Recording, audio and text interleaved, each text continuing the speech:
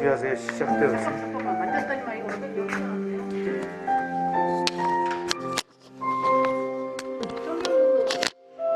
녹화하고 있어요? 지금?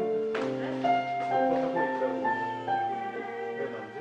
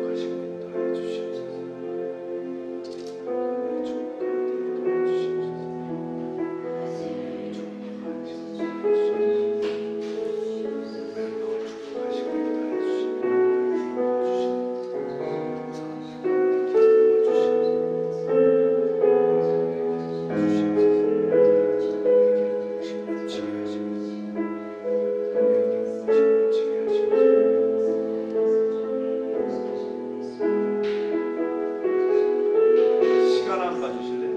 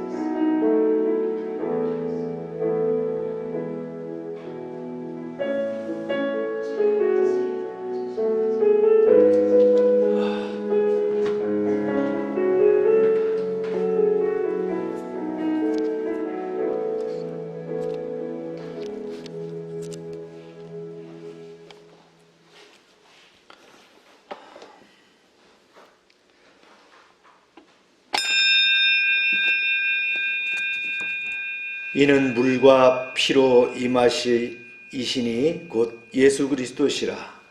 물로만 아니요 물과 피로 임하셨고 증언하시는 이는 성령이시니 성령은 진리니이다.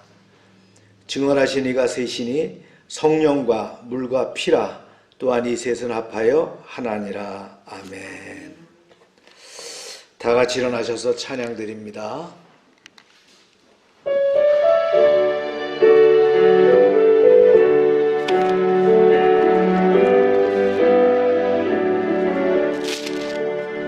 예수를 나의 구주 삼고 성령과 피로써 거듭나니 이 세상에서 내 영혼이 하늘의 영광 누리도다.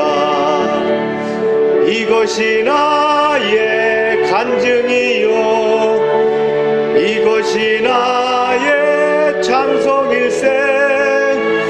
나 사는 동안 끊임없이 구주를 찬송하리로다.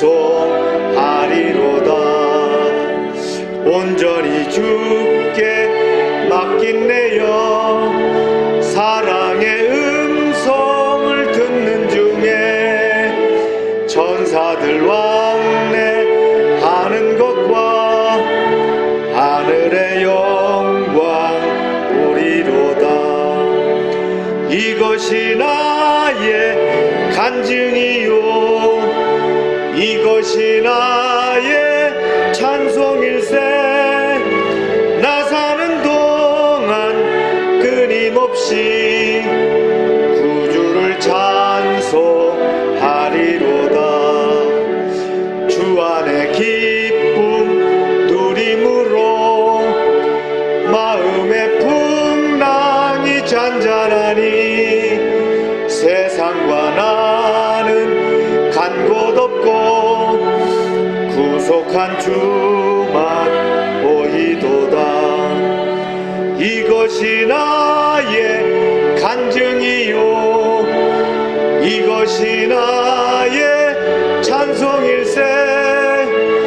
나 사는 동안 끊임없이 구주를 찬송하리로다.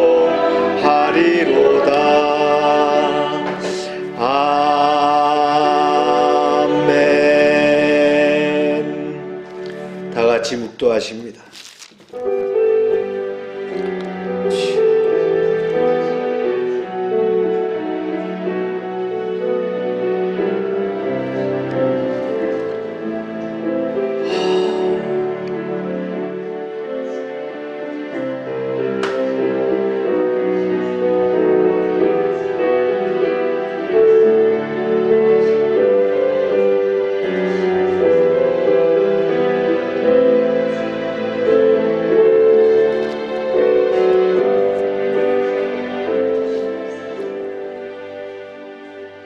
여호와 우리 주여, 주의 이름이 온 땅에 어찌 그리 아름다운지요. 주의 영광이 하늘을 덮었나이다. 주의 대적으로 말미암아 어린 아이들과 젖먹이들의 입으로 권능을 세우시며 이는 원수들과 보복자들을 잠잠하게 하려 하심이니이다. 주의 손가락으로 만드신 주의 하늘과 주께서 베풀어 두신 달과 별들을 내가 보오니 사람이 무엇이기에 주께서 그를 생각하시며 인자가 무엇이기에 주께서 그를 돌보시니이까. 그를 하나님보다 조금 못하게 하시고 영화와 존귀로 관을 씌웠나이다.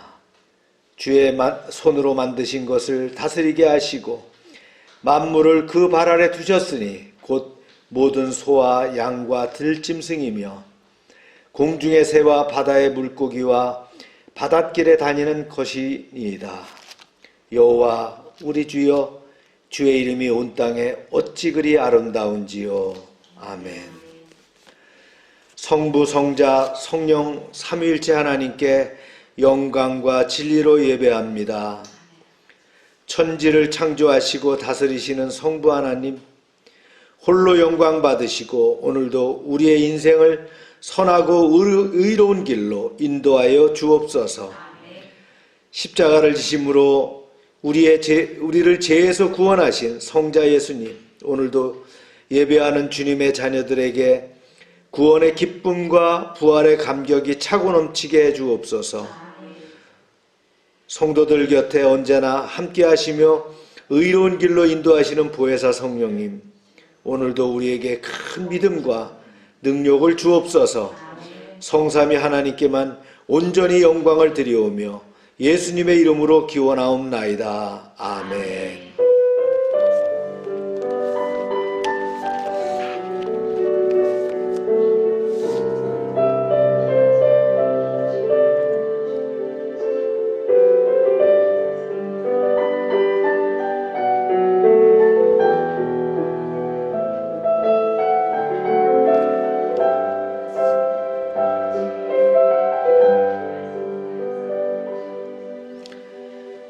전능하사 천지를 만드시는 하나님 아버지를 내가 믿사오며 그 외아들 우리 주 예수 그리스도를 믿사오니 이는 성령으로 잉태하사 동정녀 마리아에게 나시고 본디오 빌라도에게 고난을 받으사 십자가에 못 박혀 죽으시고 장사한 지 사흘 만에 죽은 자 가운데서 다시 살아나시며 하늘에 오르사 전능하신 하나님 우편에 앉아 계시다가 저리로서 산자와 죽은 자를 심판하러 오시리라.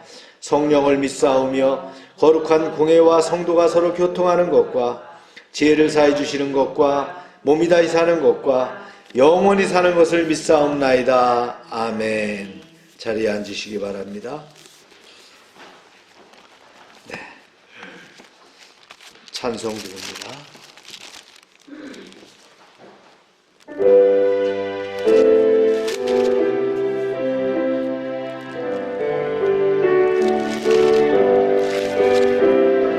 내 주를 가까이 하게 함은 십자가 짐 같은 고생이나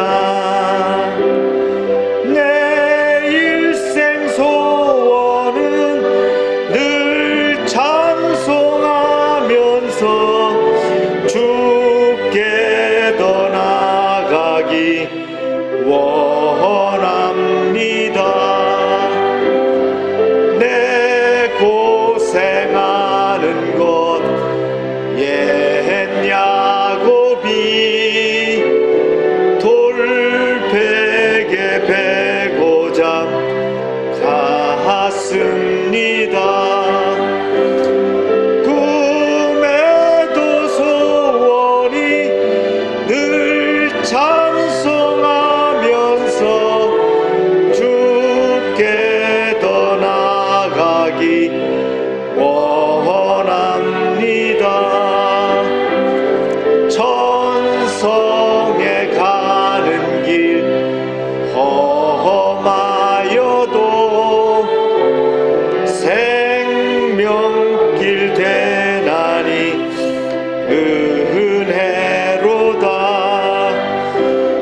천사 날 부르니 늘 찬송하면서 주께 더 나아가기 원합니다.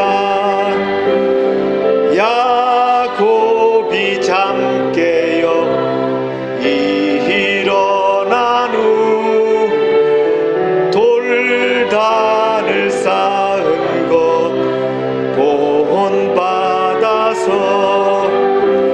숨질 때 되도록 늘 찬송하면서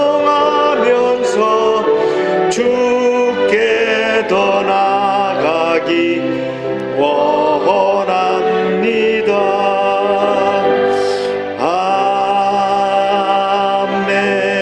아멘. 우리 이 시간 합심해서 기도합니다. 이제 코로나 기간 동에도 하나님께서 함께 하시길 우리 기대하면서 기도합시다. 교회 증축 공사 중인데 안전하게 공사가 마무리될 수 있도록 기도해 주시고요. 말씀과 기도의 삶을 위해서 기도합시다. 또 병원에 입원 중인 또 우리 박동진 형제님을 위해서 기도합시다. 주여 하고 기도합니다. 주여. 하나님 아버지, 코로나19 가운데서도 지켜주심을 감사합니다.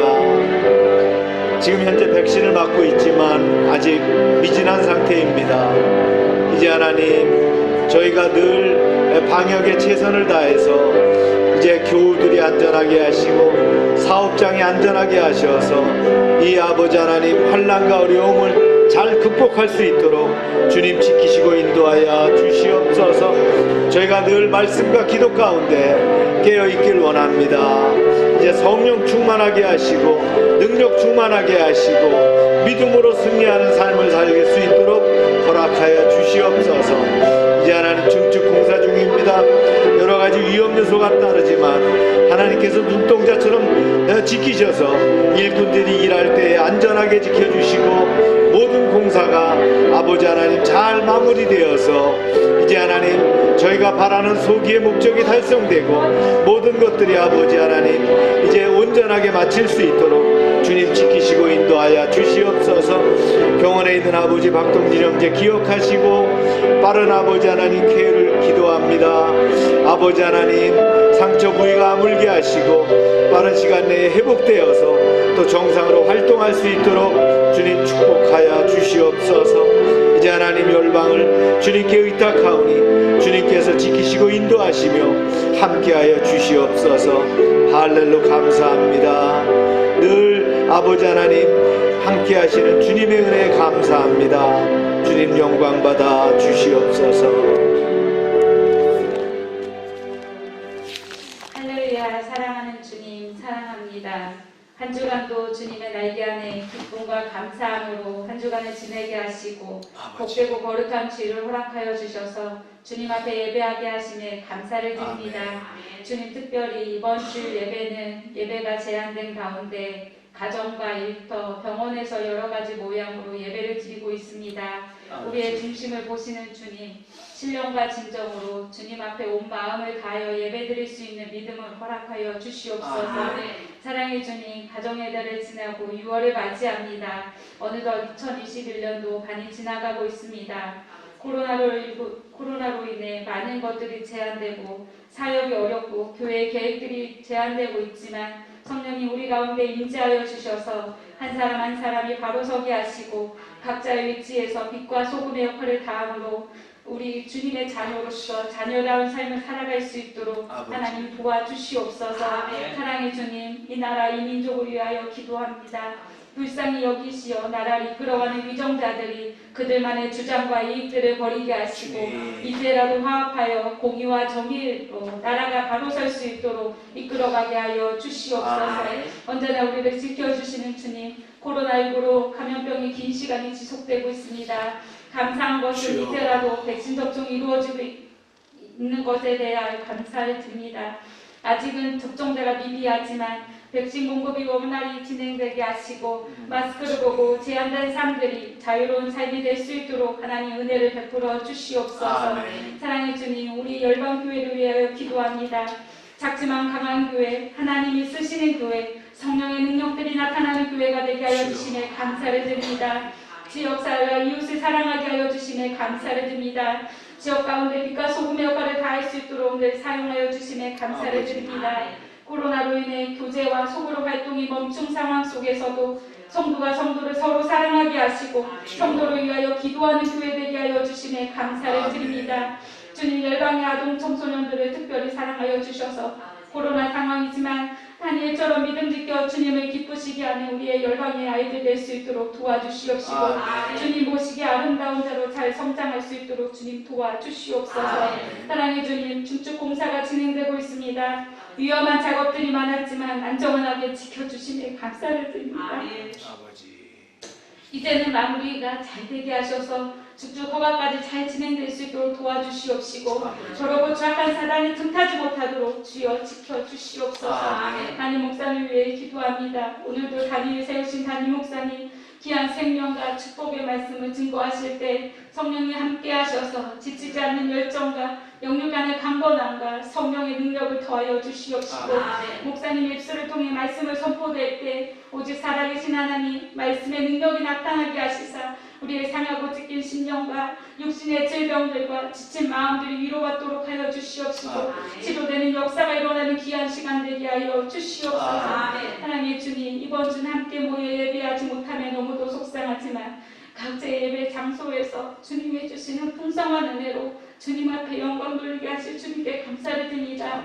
한 주간도 주님 앞에 감사를 드리는 삶이 되게 하시고 가정과 일터에서 주님의 은혜가 풍성한 삶이 되게 하실 주님께 감사를 드리오며 우리의 길이요 진리요 생명 되신 예수님의 이름으로 기도합니다. 아멘.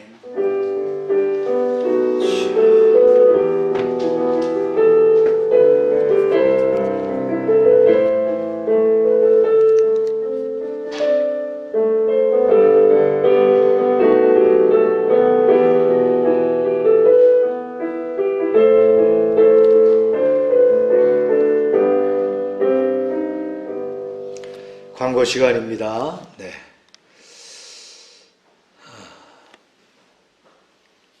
코로나19 사회적 거리두기 1.5단계가 계속되고 있죠.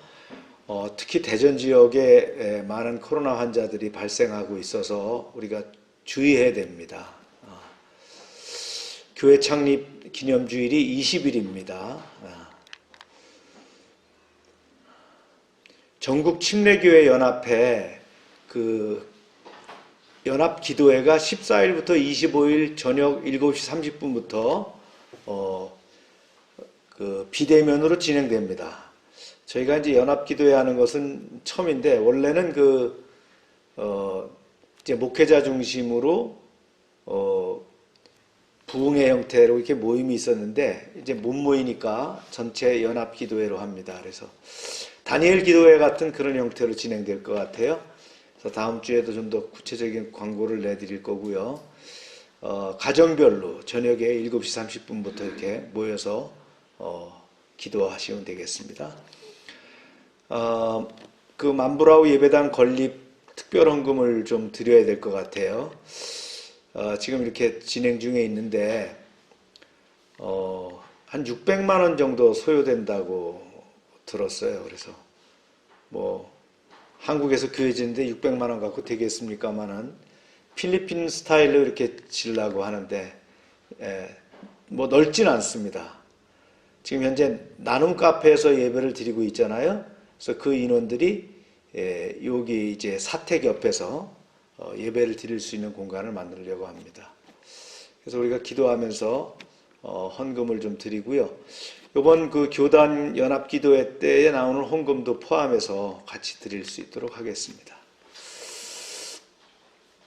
오늘 양육 저녁 7시 비대면으로 진행하고요. 성경 통독 큐티 열심히 이렇게 진행해 주시기 바랍니다. 네. 중축공사 다음 주가 마무리될 것 같아요. 월화 쉬고 수요일부터 이제 마무리 공사해서 바깥에 주차장 앞에 대리석 깨진 부분 고치고요. 그 다음에 이제 옥상 화리 부분 그 함석으로 이제 이렇게 감싸는 거 작업 지금 하고 있거든요. 그거 끝나면 이제 마무리해서 우리가 건축가에 이제 다시 승인을 득하고 나면 마무리됩니다. 그리고 이제 몇 가지 이제 추가적인 작업은 그 이후에 좀 진행될 예정입니다. 충청지방의 원래회와 하늘빛교회 담임 목사 취임 예배가 12일 날 진행되겠습니다. 지역아동센터 프로그램 사항들이고요. 네. 공동체 사항입니다. 박동진 형제님이 아직 퇴원을 못했어요. 내일 예우를 봐가면서 퇴원할 예정입니다. 네. 금년은 도전하는 해입니다. 시작. 하나님의 사람아 도전하라. 네. 성경 봉독은 다니엘서 6장 말씀입니다. 다니엘은 마음이 민첩하여 총리들과 고관들 위에 뛰어남으로 왕이 그를 세워 전국을 다스리게 하고자 한지라. 이에 총리들과 고관들이 국사에 대하여 다니엘을 유발하는 것을 찾고자 하였으나 아무도 찾지 못하였으니 이는 그가 충성되어 아무 부르짖음도 없고 아무 허물도 없었더라. 그들이 이르되 이 다니엘은 그 하나님의 율법에서 근거를 찾지 못하면 그를 고발할 수 없으리라 하고 총리들과 고관들이 모여 왕에게 나아가서 그에게 말하되 다리오 왕이여 만수무강하옵소서. 나라의 모든 총리와 지사와 총독과 법관과 관원이 의논하고 왕에게 한 법률을 세우며 한 금령을 정하신 것을 구하나이다. 왕이여 그것은 또 이제부터 30일 동안에 누구든지 왕에게 어떤 신이나 사람에게 무엇을 구하면 사자굴에 던져는 불가한 것이니이다. 그런즉 왕이여 원하건대 금령을 세우시고 그 조서에 왕의 도장을 찍어 메대와 바사에 고치지 아니하는 규례를 따라 그것을 다시 고치지 못하게 하옵소서 하매 이에 다리오 왕이 조세 왕의 도장을 찍어 금령을 내리라. 아멘. 네.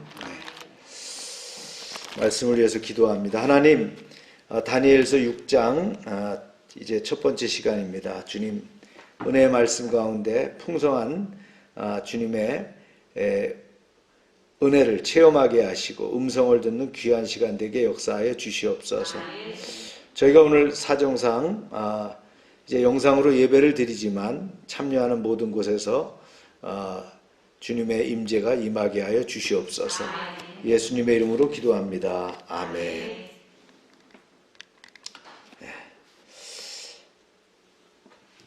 사람의 눈에 보이는 그 인간의 역사는 계속해서 변합니다.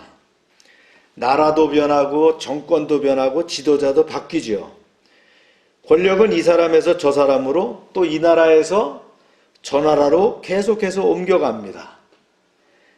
그러나 하나님은 변함없이 역사의 주관자가 되십니다. 한 제국이 몰락하고 새로운 제국이 또 시작되는 이야기입니다. 읽어볼까요? 시작. 메대 사람 다리오가 나라를 얻었는데 그때의 다리오는 60세였더라. 그런데 문제는 이 다리오라는 인물이 벨사살 왕처럼 세상의 역사에 기록되어 있지 않다는 거예요. 그리고 당시 메대와 페르시아 연합군을 지휘해서 세계 곳곳을 휩쓸며 마침내 바벨론 도성까지 무너뜨린 사람은 고레스 왕이었습니다. 그런데 왜 바벨론이 멸망한 뒤 새로 들어선 나라의 지도자를 다리오라 했을까요?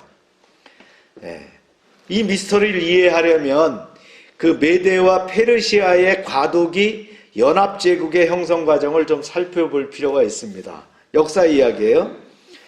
주전 539년 세계 최강국이었던 바벨론 제국이 멸망합니다. 그 후에 메대 페르시아가 연합제국으로 2년 정도 짧은 기간 동안에 과도 정부를 구성한 적이 있었어요.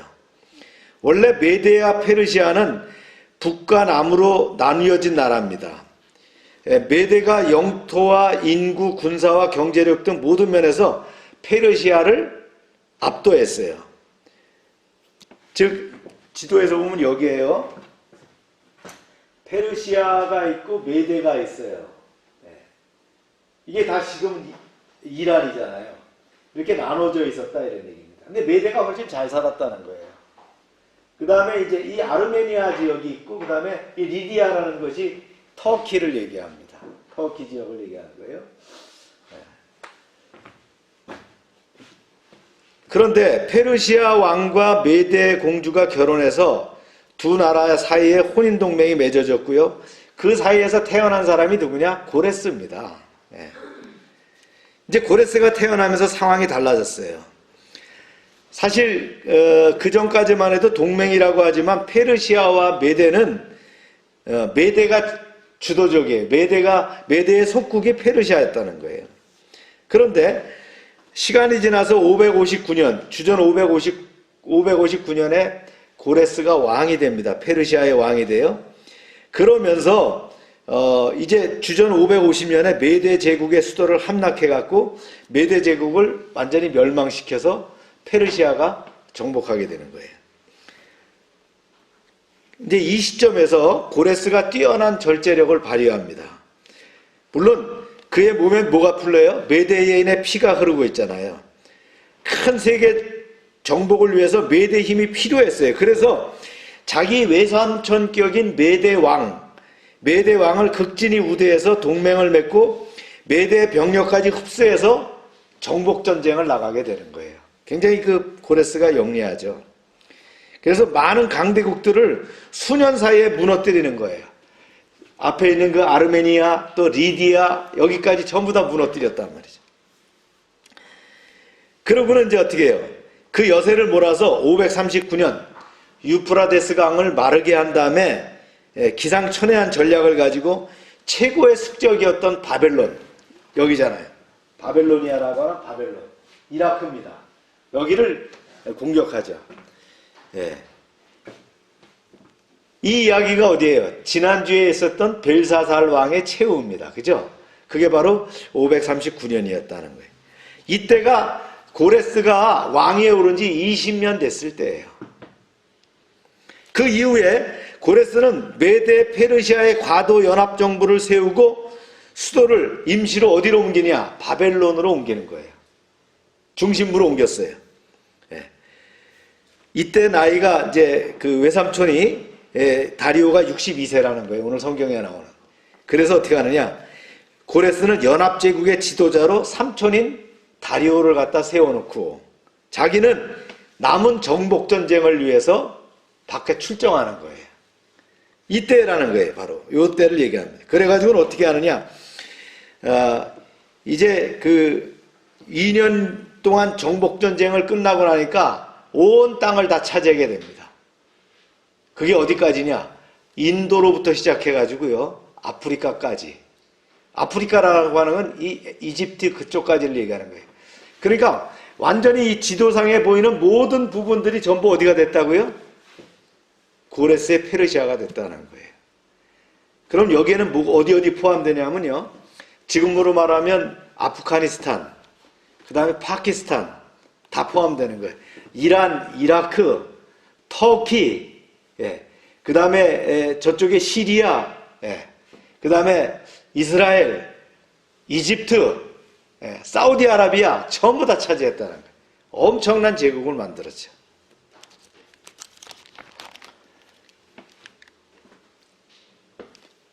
이제 그 다리오 왕은요, 장군이라기보다는 아주 뛰어난 행정가였어요. 그래서 고레스가 정복전쟁을 2년 동안 수행하고 있는 동안에 그동안 바벨론 도성에 머물러서 바벨론이 이제 임시 수도가 됐잖아요. 이 짧은 기간 내 갑자기 커진 그 메데와 페르시아 전체를 행정으로 정비하는 작업을 다리오가 하게 됩니다. 이게 성경에 이렇게 나오는 거예요. 한번 읽어볼까요? 시작. 다리오가 자기의 뜻대로 구관 120명을 세워 전국을 통치하게 하고 또 그들을 위해 총리 셋을 두었으니 다니엘이 그 중에 하나라. 이는 고관들로 총리에게 자기의 직무를 보고하게 하여 왕에게 손해가 없게 하려 함이라. 전체 나라를 말이죠. 120개 지역으로 나눴어요. 그리고 여기에 지방장관을 하나씩 임명했어요. 그 후에 누굴 뒀다고요? 3명의 총리를 두었다 하는 거예요. 예. 여기 보니까 왕에게 손해가 없게 하려 한다 그랬어요. 즉 국가 재정을 잘 관리하는 것이 누구예요? 총리가 해야 될 일이었다는 거예요. 보세요. 그 요셉도 어떻게 했습니까?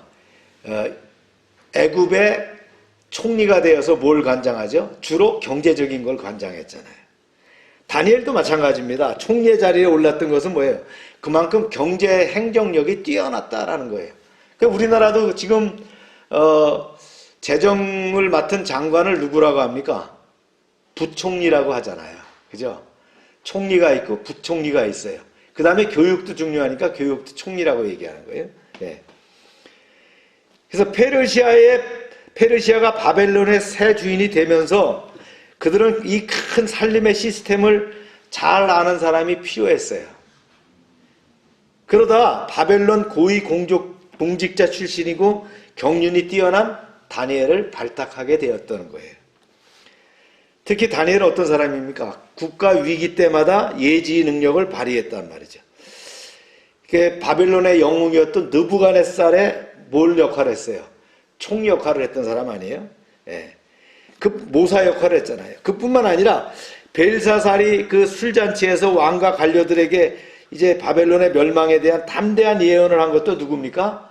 네, 다니엘이었단 말이죠. 아마도 다리오 왕은 이 다니엘에 대한 대단한 그 이야기를 들었어요. 아주 흥미로운 인물이라는 걸 알고 그를 새 정부의 요직에 발탁했다는 거예요. 그러나 모든 점을 고려할 때 보통 한 나라가 멸망하고 이제 새로운 정부가 들어서는 어떻게 합니까? 지난 나라의 그 주요 관직에 있던 사람들은 다 처형이 되거나 노예가 되는 것이 관례입니다. 그런데 바벨론에서 수년간 최고의 직에 있었던 고령의 다니엘이 새로운 제국의 최고위직에 발탁되었다는 것은 상당히 의미 있는 얘기죠. 이거는 굉장히 놀라운 일이 아닐 수 없어요. 이것은 하나님이 하신 일이라고 밖에 볼 수가 없다는 거예요. 하나님은 역사의 격동기에도 하나님의 사람인 다니엘을 보호하셨고 그에게 다시 한번 새로운 기회를 주셔서 하나님의 사명을 이루어가게 하셨습니다. 우리가 알기는 이 페르시아가 말이요, 이 대단한 나라로 세워질 때에 이제 그들만의 역할이라고 보지만 사실은 누가 있었다고요? 그것을 지도한 사람이 누구라는 거예요? 다니엘이라고 하는 거예요. 여러분, 우리가 아무리 욕심을 내고 계속 힘을 주고 있으려고 해도 어떡합니까? 하나님이 가져가 버리시면 아무것도 아니에요. 그죠? 반면에 우리가 아무리 물러나려고 해도 하나님이 다시 밀어 넣으시면 우리는 자리를 박차고 일어나 사명을 감당해야 됩니다. 네. 하나님이 다니엘을 세우셨다는 거죠. 다니엘이 어쩌다가 운이 좋아서 벼락출세해서 간신히 그 자리를 지키는 그런 불의 사람이 아니었다는 거예요. 그는 새 왕조의 총리로서 탁월한 리더십을 발휘했습니다. 한번 볼까요? 시작. 총리들과 국왕들에게 대답으로 왕이 그를 세워 전국을 다스리게 하고자 하니라. 그가 얼마나 뛰어난지 말이죠. 다른 젊은 총리들과 고관들이 따라오지 못할 정도로 뛰어났어요. 이 영어 성경에 보면 능력이 탁월하다 그랬어요. 다른 관료들과 비교할 수 없다. 아주 엑설런트하다는 거예요. 젊었을 때는 그렇다고 하지만 어떻게 이제 80이 넘은 나이가 들어서도 그렇게 할 수 있었을까? 그것도 나라가 바뀌었어요. 이전에 알던 인맥들도 다 사라졌어요. 전혀 다른 언어와 정치 시스템에 적용한다는 게 이게 말이 되지 않잖아요.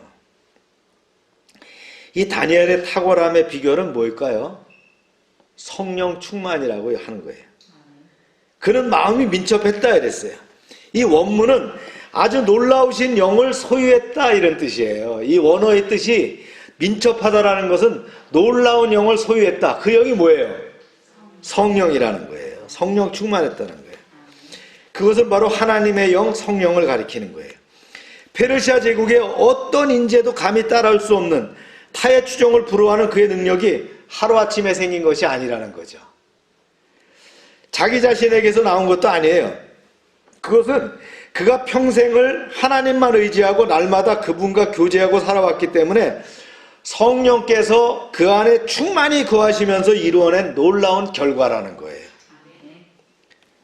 다니엘은 성령 충만한 사람이었습니다. 늙어서도 더더욱 성령에 충만했어요. 우리도 그러길 기도하시길 바랍니다. 15살 때도 그는 성령에 충만했기 때문에 바벨론 제국에 내놓으라고 하는 그런 인재들과 겨뤘지만 10배나 더 뛰어났다고 그랬어요. 나이를 불문하고 성령 충만에 임하면 세상이 측량할 수 없는 탁월함을 갖게 된다는 걸 여러분 기억하시기 바랍니다. 하나님의 자녀인 우리 안에는 또요 같은 성령이 계십니다. 하나님의 영으로 충만하면 어떤 세상 사람보다 탁월한 능력이 우리를 통해서 흘러나갈 줄로 믿습니다. 네. 우리는 성령의 전이라고 했어요. 성령의 집이라고 했잖아요. 한 말씀 보세요. 시작. 너희는 너희가 하나님의 성전인 것과 하나님의 성령이 너희 안에 계시는 것을 알지 못하느냐. 아멘입니까? 모든 회사의 리더들은 자신의 부하들, 특히 고위 간부들을 아주 관심 있게 살펴보는데요. 회사가 돈이 넘쳐 흘러서 간부들에게 고액의 연봉을 주는 게 아니잖아요. 그에 맞는 대우를 함으로써 그만한 능력을 발휘해 줄 것을 기대합니다. 그래서 승진했을 때 더 조심하고 분발해야 됩니다. 저도 장교로 있을 때 보면 계급이 낮을 때는 그런 거 잘 못 느껴요. 실수할 수 있기 때문에 실수하면 구사리도 먹고 또 이렇게 지도도 받고 하지만 고급 간부가 돼서 고급 장교가 됐을 때는 한마디 한마디에 윗사람의 한마디가 엄청난 뭐랄까요? 스트레스가 되는 거예요. 그래서 고급 장교가 됐을 때 이 한마디라는 건요, 굉장히 파워가 세게 다가오는 그런 스트레스가 될 수 있어요.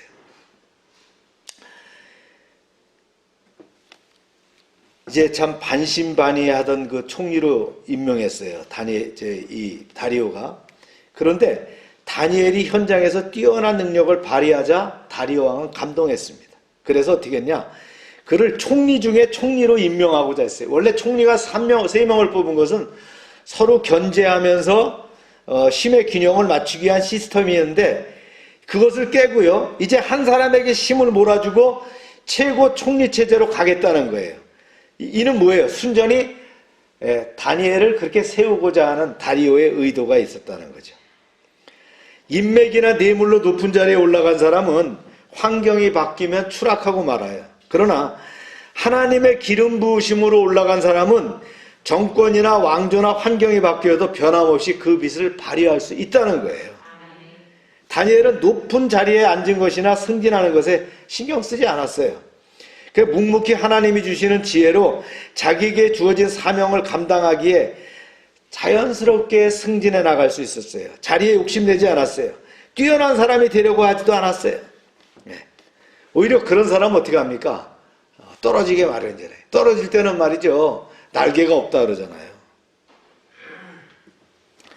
진짜 하나님이 쓰는 사람은 어떻게 합니까? 없는 자리도 만들어서 쓰게 되는 거예요. 아멘입니까? 다니엘이 바로 그런 사람이었다. 이 능력의 원천이 어디에서 나왔다고요? 성령 충만에서 나왔다. 보통 다른 이들보다 승진이 빠르고 뛰어난 능력을 발휘해서 칭찬받으면 어떻게 해요? 시기와 질투의 대상이 됩니다. 하물며 다니엘이 어떤 사람입니까? 멸망한 바벨론의 고위 관료 아닙니까? 그런 사람이 페르시아의 기존 권력자들의 제일 윗자리에 오르게 된다는 것은 상당히 위험한 거였어요. 그 총리와 다른 총리들과 고관들 중에는 그동안 페르시아 왕을 위해서 정복전쟁에서 목숨 걸고 싸운 사람도 있었을 거예요. 그런데 이 개국공신인 자기들을 제쳐놓고 망한 왕조의 고위관료 출신인 다니엘, 그것도 할아버지 아닙니까? 그를 행정의 최고 수반으로 앉힌다는 것은 그들에게는 상당히 어떻게 됐어요? 혼란이 왔다는 거예요. 그래서 다니엘을 어떻게든지 무너뜨리려고 했어요. 말씀해 보면 이렇게 나옵니다. 시작. 이에 총리들과 고관들이 국사에 대하여 다니엘을 고발할 근거를 찾고자 하였으나 아무 근거, 아무 허물도 찾지 못하였으니 이는 그가 충성되어 아무 그릇됨도 없고 아무 허물도 없음이더라. 졸지에 다니엘을 상관으로 모시게 된 총리들과 고관들, 멘붕에 빠지게 됐겠죠. 총리 둘, 그들의 추종 세력인 지방장관들은 순식간에 연합전선을 구축해서요, 다니엘의 최고 총리 취임을 막기 위해서 나섰다는 거예요. 왕의 결심이 확고한 것을 알아챈 그들은 눈에 핏대를 세우고 말이죠, 다니엘의 약점을 찾기에 현안이었어요. 그들이 먼저 국사에 대해서, 국사라고 하는 건 히스토리를 얘기하는 게 아니고요, 이 나라 행정에 대해서 말이죠, 다니엘의 약점을 찾고자 했어요. 다시 말하면 고위 공무원인 다니엘의 사무처리 능력에 있어서 트집 잡을 만한 것이 뭐 있나, 흠집이 뭐 있나, 이걸 찾았다는 거예요. 그러나 다니엘을 공격하기 위해서 빌미를 찾기 위한 노력은 오히려 그의 뛰어난 실력을 증명하는데 그치고 말았어요. 다니엘의 사무처리 능력이 얼마나 탁월한지 도무지 비난할 거리를 찾을 수가 없더라는 거예요. 여러분, 우리가 맡고 있는 분야에서 최고가 되려고 노력해야 됩니다. 행정이면 행정, 사업이면 사업, 교사면 교사, 관리자는 관리자로 말이죠, 최선을 다할 수 있어야 돼요. 이것이 바로 곧 예배이며 하나님을 영광스럽게 하는 일이라는 거예요. 하나님은 그런 사람들을 영향력 있는 자리에 세우시고 하나님의 사역을 이뤄 가시는 분이라는 거예요. 할렐루야. 잠언에도 말씀합니다. 시작. 내가 자기의 일에 능숙한 사람을 보았느냐. 이러한 사람은 왕 앞에 설 것이요 천한 자 앞에 서지 아니하리라. 다니엘에게는 아무 그릇됨이 없었어요. 이는 부패하지도 않았고 도덕적이고 깨끗했다는. 오늘날 교회 위기가 왜 옵니까? 크리스천의 삶에 거룩함이 없기 때문이에요. 세상 쌀을 보세요. 돈과 여자 문제로 많이 걸리고 거짓말도 많고 부정부패도 자주 연루되잖아요. 그래 높은 사람들이 떨어지는 것이 다 이런 일들이에요. 교회가 세상의 도덕과 윤리의 표준이 될수록 깨끗해져야 됩니다. 세상이 악할수록 하나님께서는 교회에 더 순결을 요구하고 계신다는 거예요. 거룩한 순결이 없으면 교회가 아무리 크고 화려해도 결코 세상을 변화시킬 수 없어요. 조금의 빈틈에도 세상 권세는 하나님의 사람의 도덕성을 흠집내기 위해서 달려들고 있다는 거예요. 마귀에게 틈을 주면 안 됩니다. 여러분, 정밀한 그 반도체 그 칩이 있잖아요. 여기에 먼지가 들어가면 작동이 안 되고 무용지물이 돼버려요. 이것처럼 거룩을 잃어버린 크리스천은 세상의 어둠을 몰아낼 수가 없어요. 예. 다니엘에게는요, 이런 아무런 허물이 없었다는 거예요. 번역서를 보니까 책임감이 투철했다 나옵니다. 자기가 맡은 일은 성실하고 확실하게 마무리하는 능력이 뛰어났다는 거예요. 다니엘은 결코 적당히 건성건성하는 일이 없더라는 거예요. 크리스천들이 직장 생활할 때도 사람의 눈에만 의식해서 말이죠. 일하는 척하고 대충 시간을 때우는 사람이 돼서는 안 됩니다. 오늘날 고위직에 있는 사람들에 비롯한 많은 사람들의 문제가 뭡니까? 책임을 회피하는데 안간힘을 쓴다는 거예요. 남에게 책임을 전가하고 이런저런 핑계를 대고, 대부분 예수님을 믿지 않는 일본 사람들 보세요. 자기가 맡은 일에는 진짜 목숨 걸고 장인 정신을 말이죠, 자랑하지 않습니까? 네. 우리 고향에도 가보면 말이죠, 일본 외정 때 만들어 놓은 그 터널, 그런 다리 아직도 튼튼해요. 왜 그랬을까요? 그만큼 책임 정신을 갖고 있다는 거예요. 그들 예수 믿는 사람들 아니에요. 그런데 얼마나 참 신실합니까? 그래서 그런 일본을 만들지 않습니까? 우리가 배워야 될 점이라고 봅니다. 오늘 다니엘에 보니까 또 마지막으로 뭐라 그랬어요? 그는 충성되었다. 모두가 믿을 만하다는 거죠. 주변 사람으로부터 신뢰받았다는 것은 참 중요한 건데요. 저 친구 믿을 수 있어. 그런 사람은 뭘 시켜도 잘하잖아요. 그런데 저 사람에게 일 맡기면 안심이 안 돼. 이러면 참 어떻게 돼요? 참 불편하잖아요. 우리 지금 일 들어와서 하고는 이정조 영광건설 대표 목사님이시잖아요. 그분 보면 참 일을 신실하게 이렇게 합니다.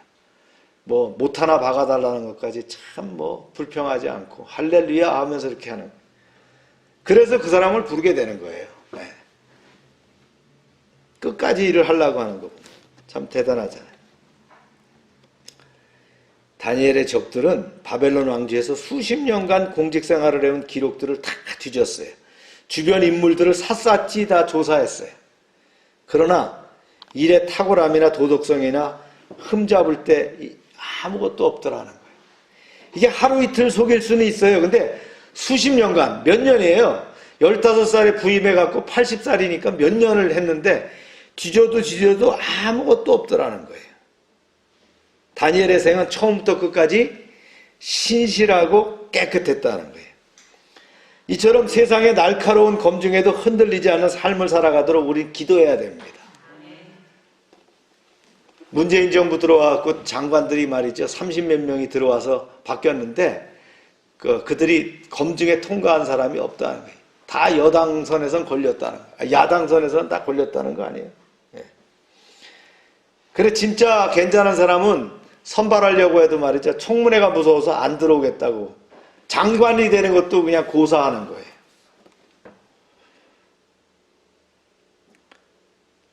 그래서 우리가 늘 거룩하고 깨끗한 삶을 다니엘처럼 유지한다면 두려움 없는 삶을 살아갈 수 있다는 거예요. 아멘입니까? 네, 성경은 이렇게 교훈하는데 주님 디모데후서 이렇게 얘기했죠. 시작. 그러므로 누구든지 이런 것에서 자기를 깨끗하게 하면 귀히 쓰는 그릇이 되어 거룩하고 주인의 쓰심에 합당하며 모든 선한 일에 준비함이 되리라. 하나님을 위해서 일을 하겠다. 세계 선교에 헌신하겠다. 이런 화려한 캐치프레이즈를 입에 올리는 크리스천들이 많습니다. 그러나 우선적으로 하나님이 쓰실 수 있도록 깨끗하고 단단한 그릇이 되어야 됩니다. 그래야 하나님이 쓰실 수 있어요. 예. 우리나라에서 진짜 필요한 인재가 되어야 세계 선교도 쓸 수 있는 거 아니에요? 다니엘은 기도의 사람, 성령의 사람, 예. 환상을 보는 사람이면서 동시에 현시에서 실력과 성실함을 겸비한 그런 인정받는 사람이었다는 거예요. 그래서 이제 그 관료들이 하다 하니까 이제 이런 꼬투리를 잡았다는 거예요. 이게 참 재밌는 얘기예요. 시작. 그들이 이르되 이 다니엘은 그 하나님의 율법에서 근거를 찾지 못하면 그를 고발할 수 없으리라. 마침내 다니엘을 고발할 자료를 준비하던 음모자들은 두 손 들고 말았어요. 도대체 뭐 하나 걸리는 것 없이 깨끗하고 탁월했어요. 그런데 다니엘의 과거 행적을 따라가는 과정에서 중요한 사실 하나를 발견합니다. 바로 다니엘의 신앙이었어요. 그는 우상 숭배가 극심했던 다니엘 정권 아래서도 철저하게 하나님을 믿는 신앙을 지켜왔다는 거예요. 혹 누군가 믿음을 가진 우리를 조사했을 때 우리의 신앙심에는 도저히 우리를 공격할 빌미가 없을 정도로 살 수 있다면 얼마나 좋을까요? 그러나 안타깝게도 믿는 사람들이 세상에서 공격받는 대부분의 이유는 뭐예요? 신앙 문제가 아니에요. 예, 믿기 때문이 아니에요. 세상 사람들과 똑같은 문제에 걸리더라는 거예요. 이런 우리로 인해서 하나님의 영광이 얼마나 훼손되는지 모른다는 거예요. 우리는 각자 회개할 것을 회개하고 삶을 하나님 앞에 새롭게 정비하도록 해야 될 줄로 믿습니다. 예. 하지만 음모자들은 다니엘의 신앙에 감명받는 대신에 이것이 다니엘의 치명적인 아킬레스건이 될 수 있겠다고 생각했어요. 이게 사단이 하는 짓이에요. 그때부터 다니엘의 신앙심을 이용해서 그를 파멸시키는 구체적인 전략회의에 들어갔어요. 그때부터 이제 죄가 없으신 주님도 십자가에 못 박으셨듯이 하나님의 사람들도 아무런 잘못 없이 세상으로부터 핍박을 받는데 바로 이런 방법으로 받게 했다는 거예요. 예수님 뭐라고 이 상황을 말씀하시냐면 이렇게 하셨죠. 시작. 세상이 너희를 미워하면 너희보다 먼저 나를 미워한 줄 알라. 너희가 세상에 속하였으면 세상이 자기 것을 사랑할 것이나 너희는 세상에 속한 자가 아니요 도리어 내가 너희를 세상에서 택하기 때문에 세상이 너희를 미워하느니라. 앞서 말했듯이 다니엘의 일상의 그 성실함이나 도덕성으로는 다 깨끗했어요. 세상적으로는 결점을 찾을 게 없더라는 거죠.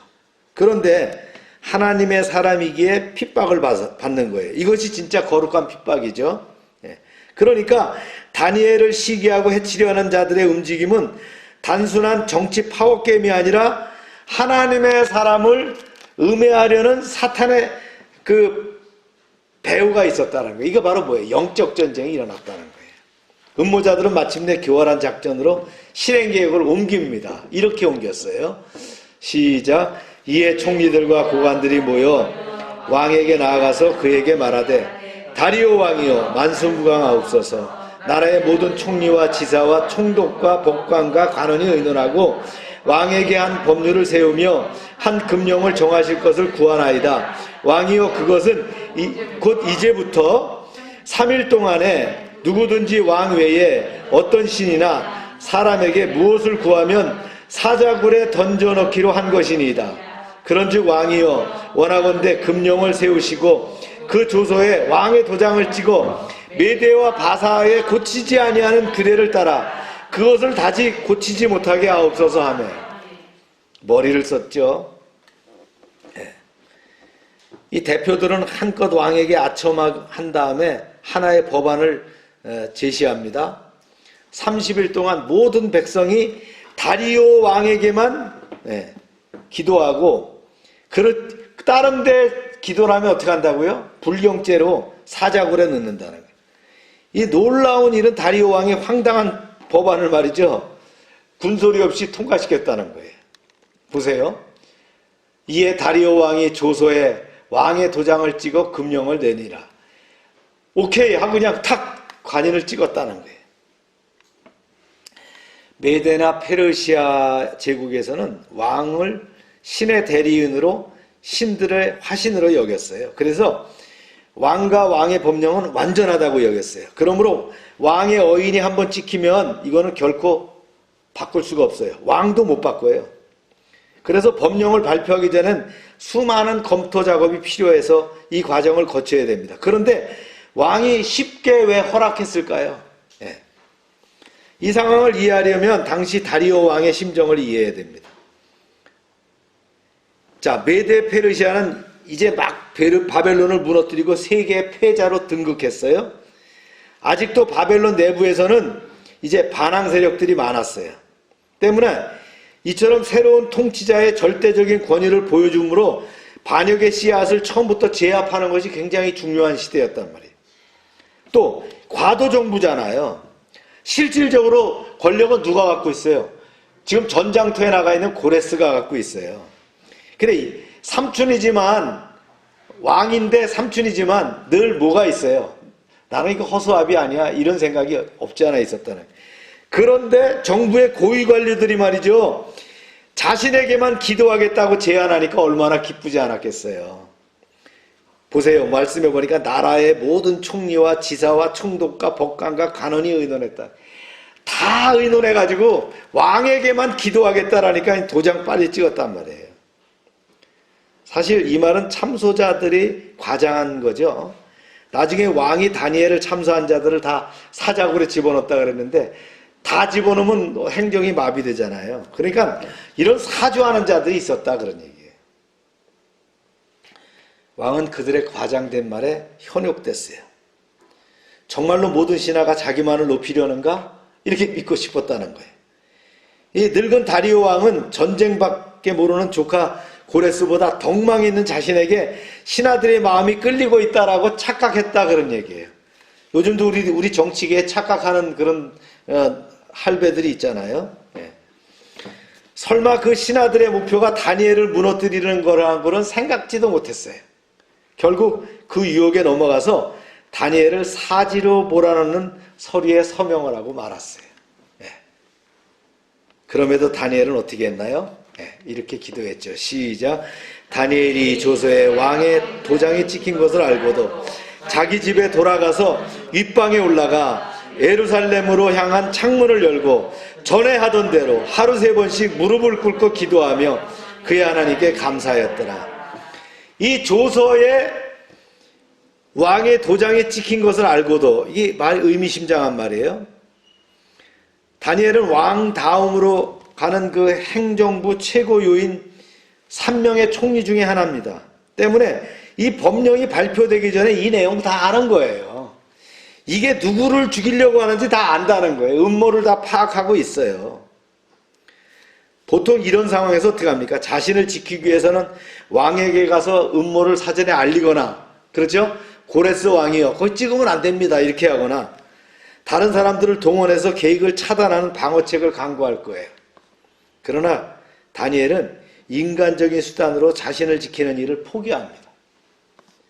그는 전에 하던 대로 평소 습관대로 기도했다는 거예요. 그는 평생 기도하는 것이 몸에 밴 사람이에요. 그것도 형식적으로 짧게 하는 것이 아니에요. 하루에 3번씩 정기적으로 시간을 정해놓고 했어요.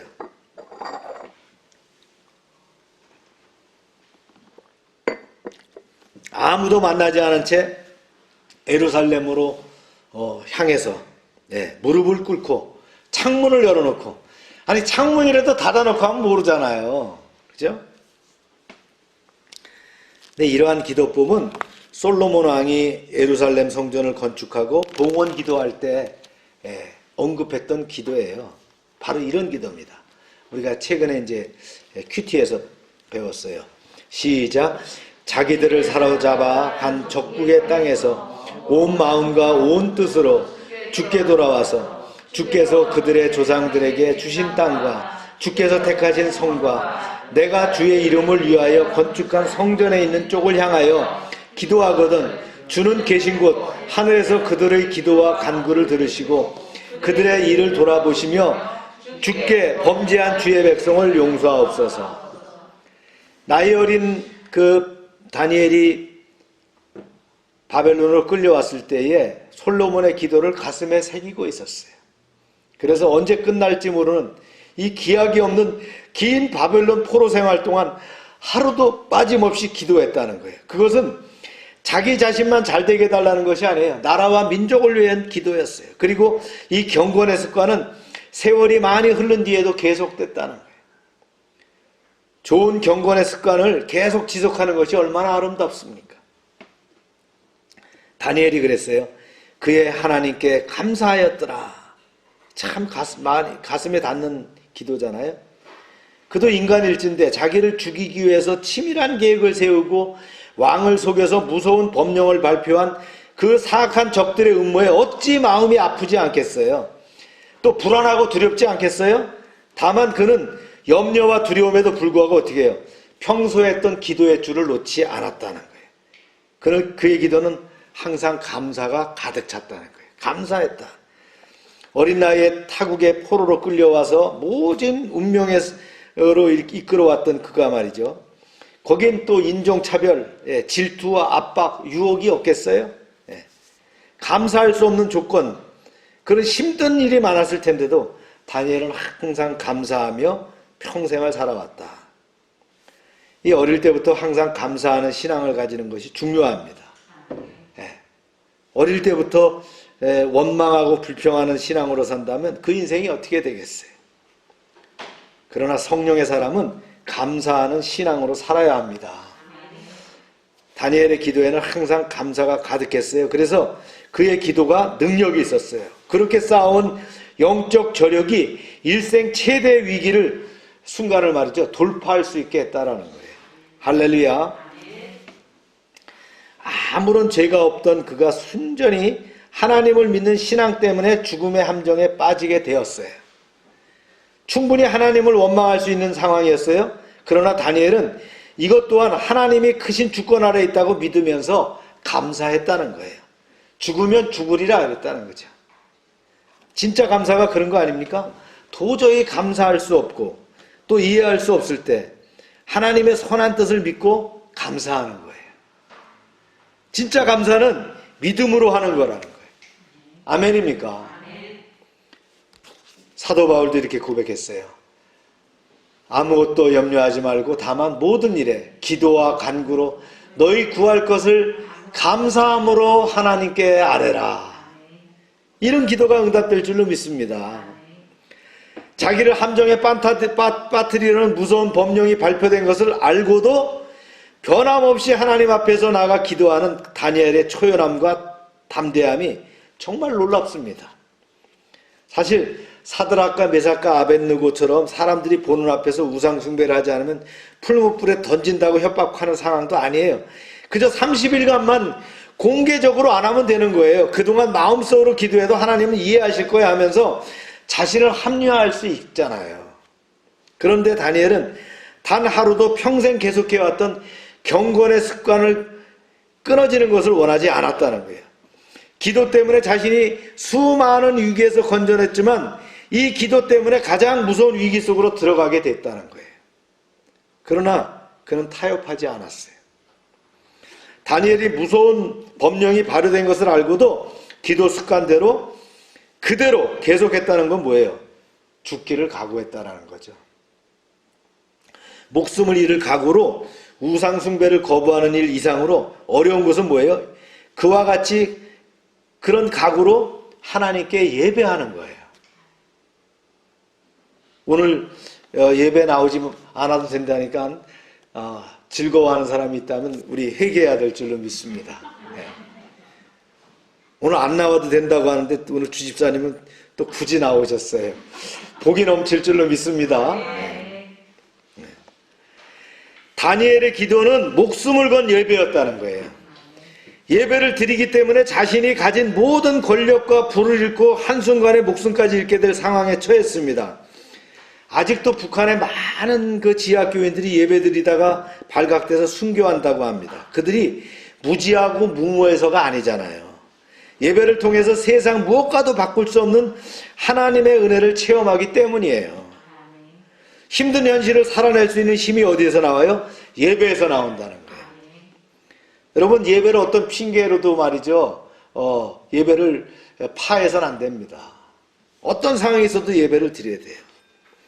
이런 각오로 목숨을 걸고 예배를 드린다면 하나님은 묵과하고 넘어가지 않으실 것이다 라는 거예요. 이런 각오로 예배를 드린다면 하나님이 어떻게 받으시겠어요? 우리는 자유의 땅에 살기 때문에 너무 예배를 쉽게 생각합니다. 다니엘이 죽음을 각오한 예배, 북한 동포들이 지하교회에서 말이죠, 숨 죽이면서 찬양하는 그 찬양, 저도 중국의 지하교회 가서 예배를 참여해 봤습니다. 입만 뻥긋뻥긋하는 찬양. 우리로 말하면 우리 관저동에 있는 작은 아파트 같은 그런 아파트에 말이죠, 아이들 의자를 놓고요. 왜냐하면 큰 의자를 놓으면 공간이 좁아서 거기에 소리 소문 없이, 아파트 문이 2개가 있어요. 앞문이 있고 뒷문이 있어서 조용히 하나둘 찍어갖고 착착착착 채워놨습니다. 그럼 그 지도하는 그 황 선생님도 조용히 설교하고 찬양도 입만 뻥긋뻥긋하고, 그리고는 몇 시간을 걸쳐서 하나씩 나가는, 제가 그 예배의 모습을 보면서 참 마음이 말이죠, 그랬어요. 우리는 어떠냐는 거예요. 코로나가 때문에 예배가 제한된다면, 우리가 지금 오늘 영상 예배를 드리고 있지만 다니엘의 예배를 기억하면서, 다니엘의 기도를 기억하면서 우리의 그 예배가 또 증폭되기를 주님의 이름으로 축원합니다. 기도합시다. 참 좋으신 하나님, 오늘은 6월 첫 주일로 다니엘서 6장 첫 번째 말씀을 가지고 나누게 하심을 감사합니다. 80대 노인의 다니엘의 새로운 시대로 변화되어서 여전히 다시 불러 쓰시는 하나님, 하나님의 사람은 시대와 나이에 무관하게 들어 쓰시는 줄로 믿습니다. 이런 다니엘의 능력의 근원은 바로 성령 충만에 있습니다. 다니엘이 무음하게 장기적으로 쓸 수 있던 것은 그의 깨끗함과 탁월함이었습니다. 다니엘은 거룩한 핍박 가운데서도 담대하게 믿음을 지키는 그 모습이 이 시대를 살아가는 우리에게 좋은 본보기가 될 줄로 믿습니다. 하루에 3번 솔로몬의 기도를 기억하며 기도의 제단을 쌓았던 다니엘, 금령을 두려워하지 않고 당당하게 기도했던 다니엘, 늘 감사하며 평소 습관대로 기도했던 다니엘, 이런 다니엘의 기도의 성품과 능력을 본받게 하시고 어떤 상황에서도 기도의 줄을 놓지 않는 성도가 되게 하여 주시옵소서. 6월 여름철의 시작입니다. 무더위와 장마를 슬기롭게 이기게 하시고 남은 교회 증축공사 간에도 안전하게 지켜주시며 마무리가 잘 되게 하여 주시옵소서. 지역의 코로나 위협이 상존합니다.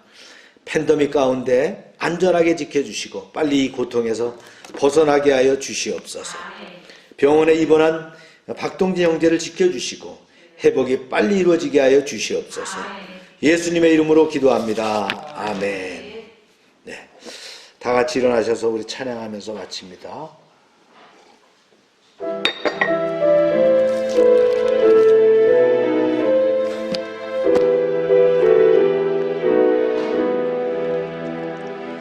나 같은 죄인까지도 찾아와 주신 주,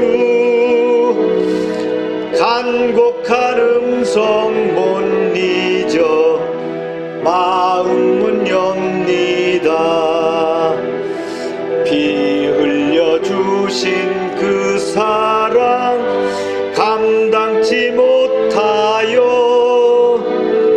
상하신 주님 그 얼굴 우러러봅니다. 목마른 사슴 갈아여 시냇물 찾듯이 마른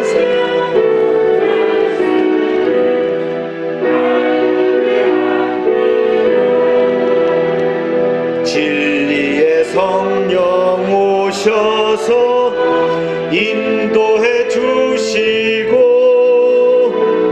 샘같이 솟는 그 말씀 넘치게 주소서.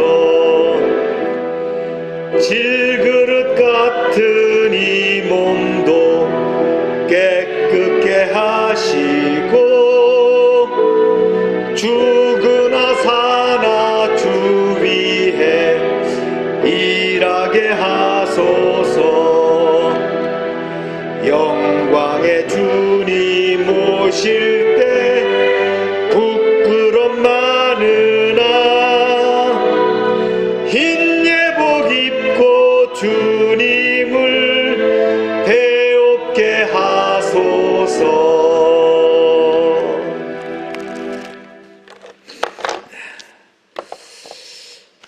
기도하겠습니다.